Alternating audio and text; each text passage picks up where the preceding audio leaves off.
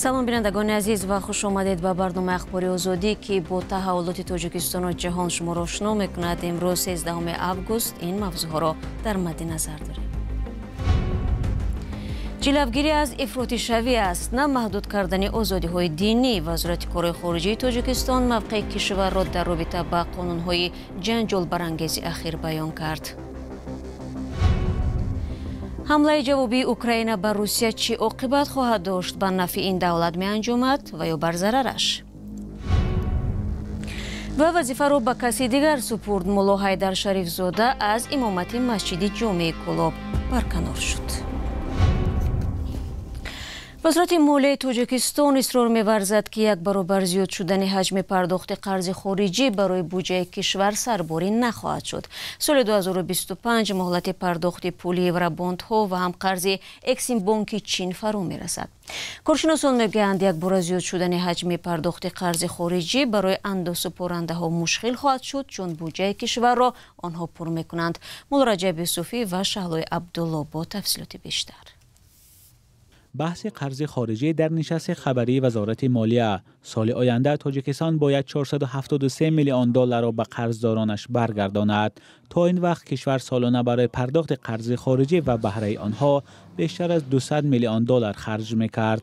نگرانی این است که آیا بودجه تاجیکستان امکان پرداخت تقریبا نیم میلیارد دلار را دارد؟ اطراف 10% بودجه دولت برای خدمترسانی قرض بیرون دویم روانه میگردد و سال 2025 همین تناسب نگاه داشته شده است. در دوره‌ای که همین نشون دهنده است یگان خطر یا اینکه مشکلی به میان نمیاد. تاجیکستان سال 2017 برای بنیاد نیروگاه برقی آب راغون به نیم میلیارد دلار یوربان فروخت با مهلت 10 سال و با بهره سالانه بیش از 7%. بانک آسیای رشد در سال 2018 گفته بود پرداخت فائز یا بهره یورباندها به اقتصاد تاجیکستان گرانی می‌کند. کارشناسان میگویند این سرباری پیش از همه به دوش اندازسپارنده‌ها خواهد افتاد که بودجه کشور را پر می‌کنند. البته از حساب درآمدی شهروندان عادی سوی کرون به دوش آنها می‌افتد. آنها انداز می‌سپارند، بودجه دولتی پرداخت می‌کنند. به طریق یک سری زنجیری تاثیر رساند به آنکه دولت وادار شود پرداختی که پیش بینی کرده است بلند بردارد. قرض خارجی تاجیکستان تا 1 ایول سال 2024 به 3.2 میلیارد دلار رسیده است. تقریبا 900 میلیون دلارش از چین است. تاجیکستان همچنین از مؤسسه‌های مالی جهانی از جمله بانک جهانی، بانک آسیای رشد، بانک اسلامی رشد و بانک اروپایی تجدید و رشد قرضدار است. مولو رجب یوسفی، شهلای عبدالله، آزادی دوشنبه. رو می‌ریم ба мавзӯи дигар. тоҷикистон вокунишҳо ба тарҳи нави қонуни ҷашну маросимро иғвоангез номид. вазорати корҳои хориҷӣ имрӯз дар душанбе нишасте доир кард ва гуфт ки ҳадафи тоҷикистон аз қабули ин қонун ҳифзи арзишҳои миллӣ ва пешгирӣ аз ифротишавист. мақомоти расмӣ ва рӯҳониён гуфтанд меъёрҳои ин қонун хилофи арзишҳои эътиқодии исломӣ ва умуми башарӣ нест. ҳамкоронам Иршод Сулаймонӣ ва Амир Исоев низ дар ин нишаст иштирок доштанд. وزارت کارهای خارجی تاجیکستان در یک نشست با حضور دیپلمات‌های خارجی مقیم دوشنبه و رسانه‌های بین المللی واکنش‌ها را به قانون نوی جشن و مراسم تنقید کرد و اغواانگیز نامید. ما بسیار متاسفیم که وقت‌های اخیر از جانب گروه‌های تخریبکار و تفریق‌انگیز در بعضی مناطق جهان که پیشرفت و شکوفایی کشور ما را نمی‌پسندند اظهار عقیده و حتی عملکردهای ناسالم صورت می‌گیرد. اما در اصل حکومت جمهوری تاجیکستان برای حفظ اصالت فرهنگی و تمدنی و تاریخ کهن‌بنیاد خود به مردم کشورمان توصیه می‌دهد که از تقلیدکاری و بیگانه پرستی و زایی پرستی باید دست کشید و قدر الامکان از لباس ملی استفاده نمایند. برخی از ملاهای نزدیک به گروه تندروی طالبان در افغانستان این قانون را دستور منع ستر و حجاب عنوان و به جهاد ضد تاجیکستان دعوت کردند. اتحاد جهانی علمای اسلام نیز از این قانون انتقاد کرد. اما رئیس شورای علمای تاجیکستان در نشست گفت این نه محدود کردن آزادی‌های دینی بلکه چاره‌های تاجیکستان برای پیشگیری از افراط‌شوی است. یعنی همه حاضرین و همه کورپس‌های دیپلماتی خود خوب می‌دانند که در کشورهایشان یعنی با لباس ملی معیارهای شرعی رعایت می شود و دین مبین اسلام کدام نمود دخت رنگ یا نمود یا مود معین کردگی نیست برای صدر، برای زن مسلمان. مقامداران تاجیکستان میگویند برای حفظ ارزش‌های ملی و کم کردن خطر گروه‌های افراطگرا دولت برخی از رسم و عادات شهروندانش را تنظیم می‌کند که این خلاف ارزش‌های دینی و عمومی بشری نیست. قانون جمهوری تاجیکستان هم درباره مسئولیت پدر و مادر در تعلیم و تربیت فرزند، هم درباره تنظیم عنعنه و جشن، درباره تنظیم جشن و مراسم با پررگی مطابق به طلبات ارزش‌های دین مبین اسلام، مطابق به طلبات ارزش‌های ملی خلق تاجیک میباشد. برخی تحلیلگران میگویند که خوب است تاجیکستان در این مکالمه را باز کرده است، اما برای حمایت از موقعش تلاش‌های کافی نمی‌کند.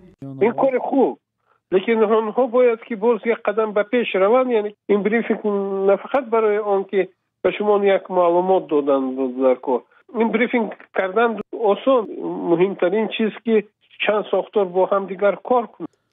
حکومت تاجیکستان هدف طرح نوی قانون مسئولیت در تربیت کودک و تنظیم جشن و مراسم را حفظ ارزش‌های ملی و پیشگیری از افراطگرایی می‌داند، اما برخی فعالان و شهروندان می‌گویند هدف بیشتر پوشش اسلامی یا با اصلاح سطر حجاب است و دخالت دولت در کارهای شخصی مردم.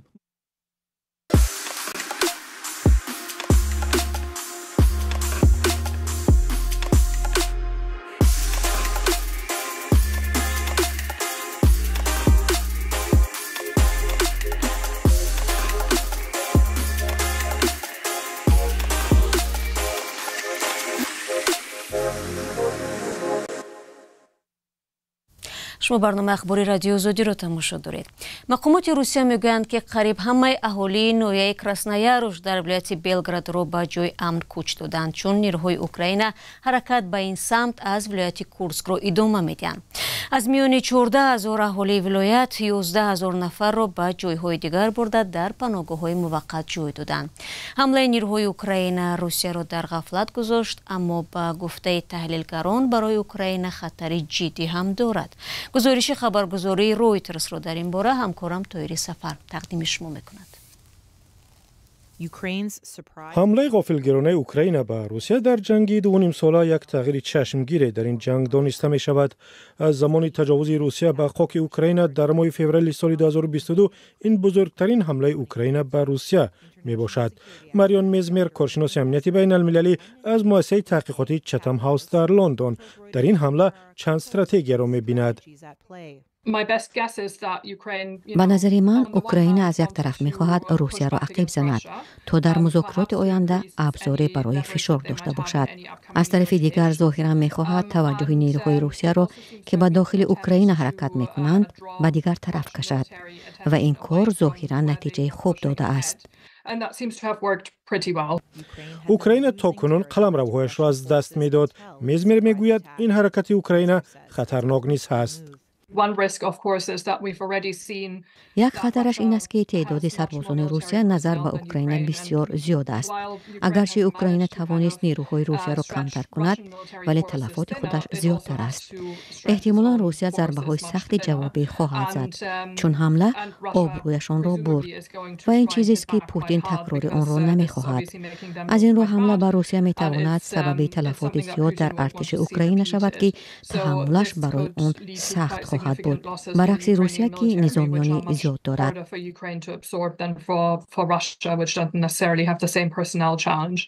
به قول میزمر، حمله جوابی اوکراین برای مدتی هم باشد سربازان این کشور را روح بلند کرده است. و اندیشه من حمله جوابی بر روحیه آنها تأثیر زیاد گذاشت. یعنی اوکراین ها می دانند که اگر این جنگ خوب انجام نیابد برایشان بد می شود. از این رو عزمشان قوی است و در پشتی حکومتشان ایستاده‌اند. با فکر من این حمله جوابی موفق نشان دهنده آن است که آنها فکر می کنند اوکراین جنگ را می برد. این زمان ممکن است در صورت شدت گرفتن حمله های روسیه نتیجه دیگر شود. فرمانده ارتش اوکراین روز دوشنبه گفت که نیروهای آنها از زمان هجوم به ولایت کورسک روسیه در هفته گذشته 1000 کیلومتر مربع خاک روسیه را تحت نظارت درآوردند. برمیگردیم به تاجیکستان. ملا حیدر شریفزاده روحانی شناخته و عضو شورای عالی تاجیکستان در سالهای 90 از مقامش در مسجد جمعه مرکزی کلاب کنار رفته است. او سالهای دراز سرخطی بود و خودش روز 13 آگوست در صحبت کوتاه با رادیو آزادی تصمیمش را به 39 سال پیوند داد و گفت که وظیفه را به کسی دیگر سپرد. ملا حیدر شریفزاده 78 ساله است. به جای اون نفر دیگر را تعیین کردند. ملا حیدر شریفزاده در گیرودارهای داخلی سالهای 90 شرکت فعال داشت و از طرفداران حکومتی حاضره تاجیکستان به شمار می رفت. اگرچه چند سال اخیر از سیاست کنار رفت و به سرخطیبی مشغول بود، نامش چند دفعه در پیوند به اظهاراتش درباره اشتراک جوانان در جنگ عراق و سوریه، تشکیل کتابخانه و کم کردن مسجدها و سوختن خانه‌اش در سرخط رسانه ها جای گرفت. میرویم به ولایت سوخت. با وجود بسته بودن مرز قرقیزستان، مقامات تاجیکستان امسال چند انتقال غیرقانونی مال و محصولات را آشکار کردند. ماموران آژانسی مبارزه با کروپسیا در سوخت میگویند نفرانی را دستگیر کردند که یک داروی خطرناک را به کشور وارد کردن بفروختند. فرزان محمدی در این باره گزارش میدهد.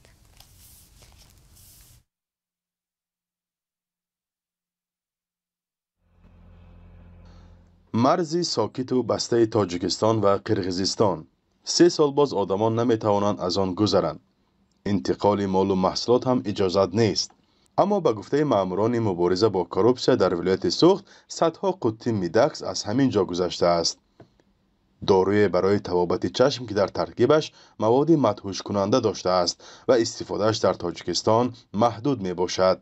شهروان رحیموف مروجان و عثمان بهادر با فروش غیرقانونی میدکس مشغولند.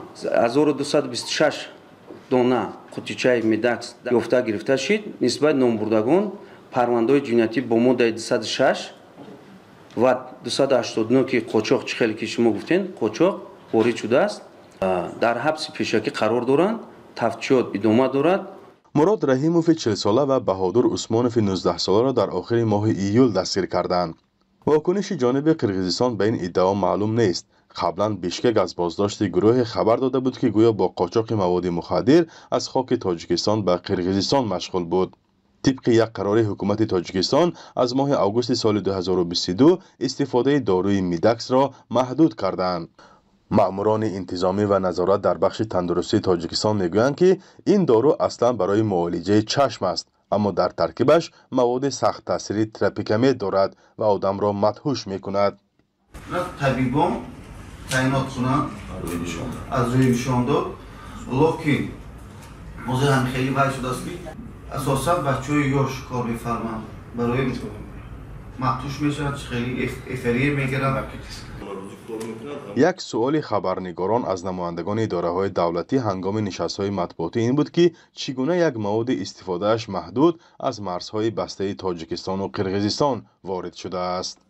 شهروندان از جمهوری قرقیزستان توسط دهه ارقه جمهوری قرقیزستان و دهه خستوار زینویه بوجون غفور که جمهوری تاجیکستان آن را بدون نظارت گمرکی با طریق چپراه‌ها وارد کردند. این منصبدار میگوید در تقریباً 500 کیلومتر خط مرز بین ولایت سوخت تاجیکستان و بادکند قرقیزستان 164 چپراه هست.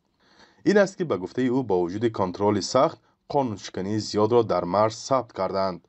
تقریباً 200 حالت در نیم سال 2024. 60% آن از حدود قرقیزستان. قاچاق میدکس یکی از همین موردها بوده است. فرزان محمدی، رادیو آزادی، ناحیه باباجان غفوروف. دوستان عزیز، 15 دقیقه که در اختیار داشتیم به پایان رسید. تشکر که تا پایان برنامه ما رو تماشا کردید. البته خبرهای از این بیشتر چون همیشه در وبسایت azadi.org و صفحه های رادیوی آزادی در فیسبوک و اینستاگرام، ایکس و تلگرام، تیک تاک و یوتیوب دسترس کردن می توانید. تا دیدار نوبتی خود را از آن احتیاط کنید. وقت و نگهبانی هر یک شما باشید.